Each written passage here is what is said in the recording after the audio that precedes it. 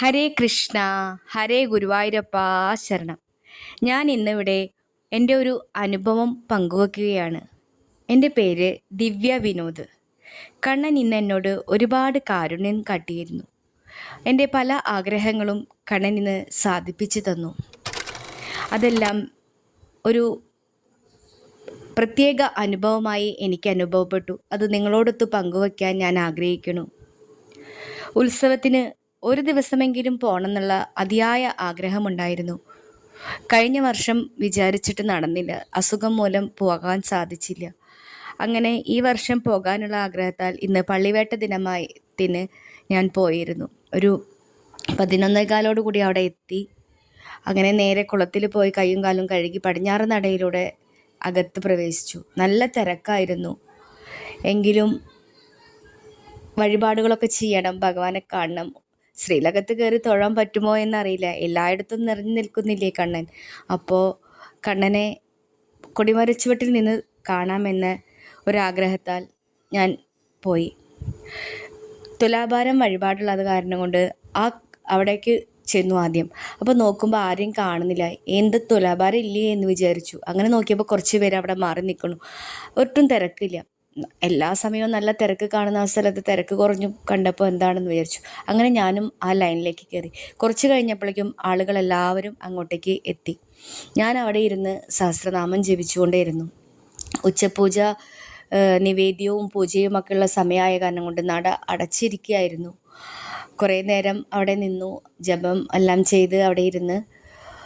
അത് കഴിഞ്ഞ് ഞാൻ ഒരു തുളസി വയ്ക്കണം എന്ന് ആഗ്രഹിച്ചിട്ടുണ്ടായിരുന്നു. അങ്ങനെ നിൽക്കുമ്പോൾ ആരെങ്കിലും കയ്യിൽ നിന്ന് ഒരു കഷ്ണം തുളസി കിട്ടിയെങ്കിൽ എൻ്റെ തുലാഭാരത്തട്ടിൽ വയ്ക്കാൻ, ഭഗവാൻ ഏറ്റവും പ്രിയപ്പെട്ടതാണല്ലോ തുളസി.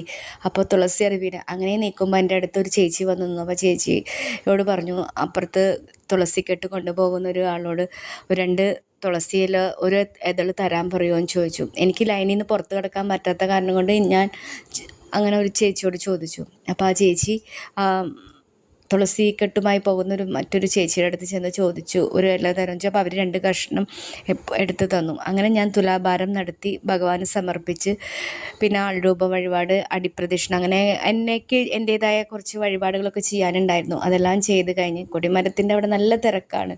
ഒട്ടും കടക്കാൻ പറ്റില്ല. ആളുകൾ തിങ്ങി ഇതാവുക. അങ്ങനെ ഒരു കണക്കിന് അവിടെ നിന്ന് കുറച്ച് ദൂരെ ആണെങ്കിലും നിന്ന് തൊഴുതു. അത് കഴിഞ്ഞ് അടിപ്രദക്ഷിണം കഴിഞ്ഞ് തിരിച്ച് വന്ന് നടക്കി നിന്ന് അപ്പോൾ ഞാൻ കുറച്ച് ബാക്കിലോട്ട് ഇറങ്ങി നിന്നു. അപ്പോൾ നട അടയ്ക്കേണ്ട സമയമായ കാരണം ഉള്ളിലെ എല്ലാ ഭക്തജനങ്ങളെയും എല്ലാവരെയും തൊഴുത് പുറത്തേക്ക് കടത്തിക്കൊണ്ടിരിക്കുകയാണ്. അങ്ങനെ ആ ഇടനാഴിയിലൂടെ ഭഗവാന്റെ ആ രൂപം ഞാൻ കണ്ടു. അപ്പോൾ എന്താ അലങ്കാരം ചോദിച്ചപ്പോൾ അവിടെ ഉള്ള 1-2 ആർക്കും അറിയില്ല. പിന്നെ ആരോ പറഞ്ഞു താമരക്കണ്ണനാണെന്ന് പറഞ്ഞു. അങ്ങനെ ആ ഇടനാഴിയിലൂടെ ഞാൻ അങ്ങോട്ട് നോക്കിക്കൊണ്ട് നിൽക്കുമ്പോൾ ഭഗവാൻ ശ്രീലകത്ത് പുഞ്ചിരി തൂകി സ്വർണ്ണഗോപി അണിഞ്ഞ് കൈവളകളും കാൽവളകളും എല്ലാം അണിഞ്ഞ് ഒരു സുന്ദരക്കുട്ടനായിട്ടുള്ള ഒരു ഉണ്ണി ഞാൻ കണ്ടു. ഭഗവാന്റെ ഗോപിയും കാതിലെ ഗോപിയും ഒക്കെ ഞാൻ കണ്ടു. ദൂരെ നിന്ന് കാണാൻ മുഴുവൻ തെളിച്ചമില്ലെങ്കിലും ആ സ്വർണ്ണഗോപി ആ വിളക്കിൻ്റെ പ്രകാശത്തിൽ തെളിഞ്ഞ് കണ്ടായിരുന്നു. അങ്ങനെ താമരയിൽ നിൽക്കുന്നതായിരിക്കും താമരക്കണ്ണനാന്ന് പറഞ്ഞത്. പക്ഷെ താമരയൊന്നും ഞാൻ കണ്ടില്ലെങ്കിലും ഭഗവാൻ ഒരു നല്ലൊരു ഉണ്ണിക്കുട്ടനായിട്ട് നിൽക്കുന്നത് ആ ഭഗവാന്റെ സ്വർണ്ണഗോപി ഞാൻ കണ്ടു. അങ്ങനെ കണ്ട് തൊഴുത് കിഴക്കേ നടയിലൂടെ പുറത്തേക്ക് കടന്നു. അപ്പോൾ കഞ്ഞി കുടിക്കണം എന്നുള്ളൊരാഗ്രഹമുള്ളത് കാരണം ആ കഞ്ഞി കുടിക്കാനായിട്ട് ഞാൻ പുറത്തേക്ക് കടന്നു പോയി. ലൈൻ നോക്കുമ്പോൾ ഒത്തിരി ലൈന് അതിലേതിലൊക്കെ കിടക്കാനില്ല. പിന്നെ മെയിൻ ലൈനിൻ്റെ അവിടേക്ക് പോയപ്പോൾ അത് ക്ലോസ് ചെയ്തു. അപ്പോൾ കുറച്ചെങ്കിലും കൊണ്ടുവരണം, കുടിക്കണം. പിന്നെ എൻ്റെ അമ്മൂമ്മയുണ്ട്, വയസ്സായ അമ്മൂമ്മയുണ്ട്. അമ്മൂമ്മയ്ക്ക് ഒരിത്തിരി കൊടുക്കണം. വയ്യ, പോകാനൊന്നും പറ്റില്ല, സ്ട്രോക്ക് വന്ന് ഇരിക്കുന്ന ആളാണ്, തീരെ വയ്യാതിരിക്കുന്ന ആളാണ്. അപ്പോൾ അമ്മൂമ്മയ്ക്കും അല്പം കൊടുക്കണമെന്ന് വിചാരിച്ച് ഒരു ആഗ്രഹത്തോടു കൂടി ഭഗവാനോട് പറഞ്ഞു, ഭഗവാനെ നീ എനിക്ക് തരുമോ? അങ്ങനെ ഞാൻ ചെന്ന് ലൈനും എല്ലാം അടഞ്ഞു കഴിഞ്ഞപ്പോൾ പരിചയമുള്ള ആരെങ്കിലും കണ്ട് കയറാമെന്ന് വിചാരിച്ചപ്പോൾ അങ്ങനെ സ്റ്റാഫിൻ്റെ ലൈനിലെത്തിയപ്പോൾ എനിക്കൊരു കുട്ടിയെ കണ്ടു. അപ്പോൾ ആ കുട്ടിയോട് പറഞ്ഞപ്പോൾ ആ കുട്ടിയുടെ കൂടെ എനിക്ക് കടക്കാൻ സാധിച്ചു. കിട്ടില്ല എന്ന് വിചാരിച്ച് തിരിഞ്ഞു പോവുക ജനങ്ങൾ നിൽക്കുന്നതിൻ്റെ ഇടയിൽ. ലൈൻ നിൽക്കാൻ ഞാൻ എത്രയും നേരം നിൽക്കാൻ തയ്യാറാണ്. പക്ഷെ എനിക്ക് ലൈൻ പോലും കയറാൻ പറ്റാത്ത അവസ്ഥയിൽ ഞാൻ തിരിഞ്ഞ് നടന്ന് എല്ലാം കിട്ടില്ല എന്ന് വിചാരിച്ച് തിരിഞ്ഞ് നടന്ന സമയത്താണ് ദൈവദൂതയെ പോലെ, ഒരു രാധാറാണിയെ പോലെ ആ കുട്ടി എൻ്റെ അടുത്ത്, എൻ്റെ തൊട്ടിപ്പുറത്ത് നിന്നൊരു കുട്ടി. അപ്പോൾ ആ കുട്ടി കിടക്കാൻ പോയപ്പോൾ ഞാൻ ചോദിച്ചു ഞാനും കൂടി വന്നോട്ടെ എന്ന് ചോദിച്ചപ്പോൾ എന്നെയും കൂടി കൂട്ടി അങ്ങനെ കൊണ്ടുപോയി. ഞങ്ങൾ ഒരുമിച്ച് ഭക്ഷണം കഴിച്ചു. ഭഗവാന്റെ പ്രസാദം കിട്ടി. കുറച്ച് ഞാൻ കൊണ്ടുവന്നു. ബാക്കി കഴിച്ച് കൈ കഴുകി കഴിഞ്ഞ് നോക്കിയപ്പോൾ ആ കുട്ടിയെ പിന്നെ കാണാനില്ല. തിരക്കിൻ്റെ ഇടയിൽ പോയതായിരിക്കും. പക്ഷേ ശരിക്കും ഭഗവാൻ ഒരാളെ അയച്ച് തന്ന പോലെയാണ് എനിക്ക് തോന്നിയത്. കാരണം അല്ലെങ്കിൽ എനിക്ക് കിട്ടില്ല, കഴിക്കാൻ പറ്റില്ല, കുടിക്കാൻ പറ്റില്ല, എനിക്ക് കൊണ്ടുവരാൻ പറ്റില്ല. എല്ലാവരും കൊണ്ടുപോകുന്നുണ്ട്, പാത്രങ്ങളിലും അതും അതൊക്കെ ആയിട്ട് കൊണ്ടുപോകുന്നു, കറികളും അതും ഇതൊക്കെ. എനിക്ക് കുറച്ച് അമ്മൂമ്മയ്ക്ക് കൊടുക്കുക. ഒരു പക്ഷേ എൻ്റെ അമ്മൂമ്മ ഭഗവാനെ വിളിച്ച് നടന്ന ഒരു അമ്മയാണ്. ആ അമ്മയ്ക്ക് കൊടുക്കാൻ വേണ്ടിയിട്ടായിരിക്കാം എന്നെ ഭഗവാൻ ആ തിരക്കിൻ്റെ ഇടയിലും ഉള്ളിൽ കയറ്റിയത്.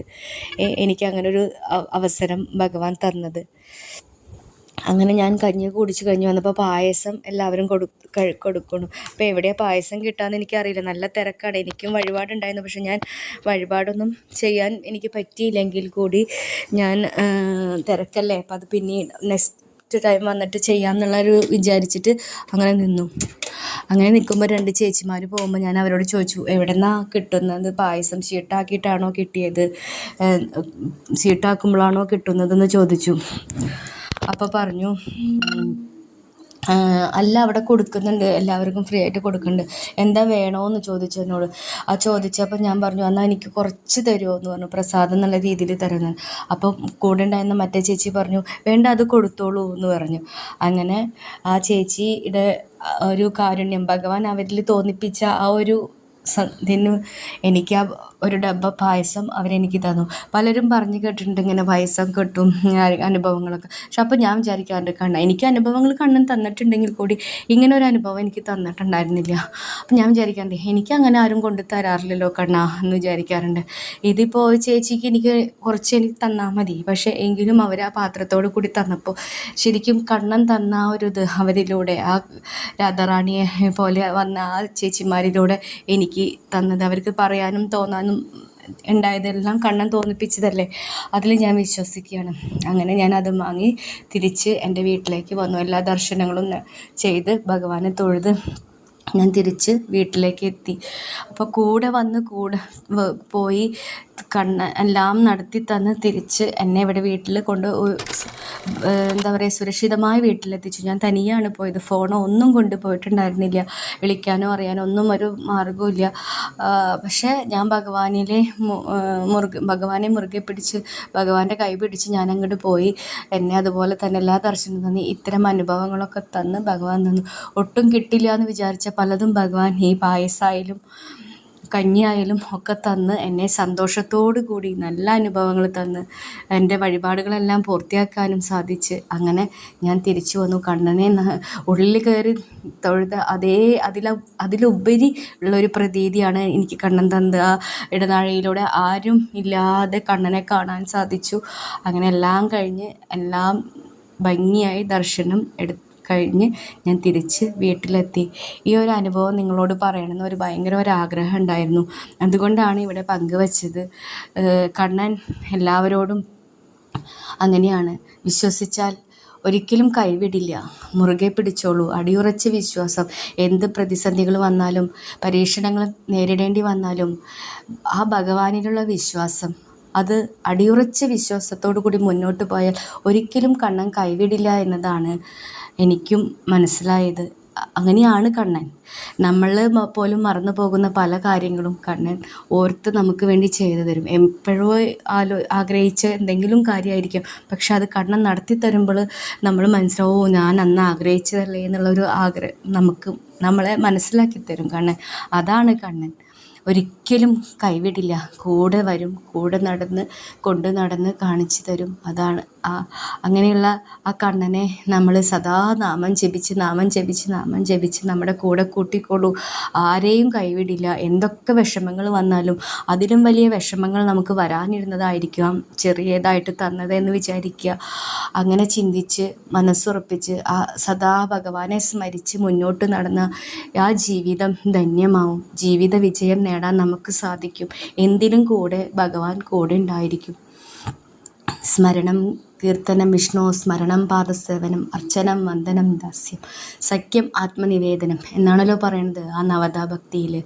അതുപോലെ സദാ ഭഗവാനെ സ്മരിച്ച് മനനം ചെയ്ത് നടന്നോളൂ.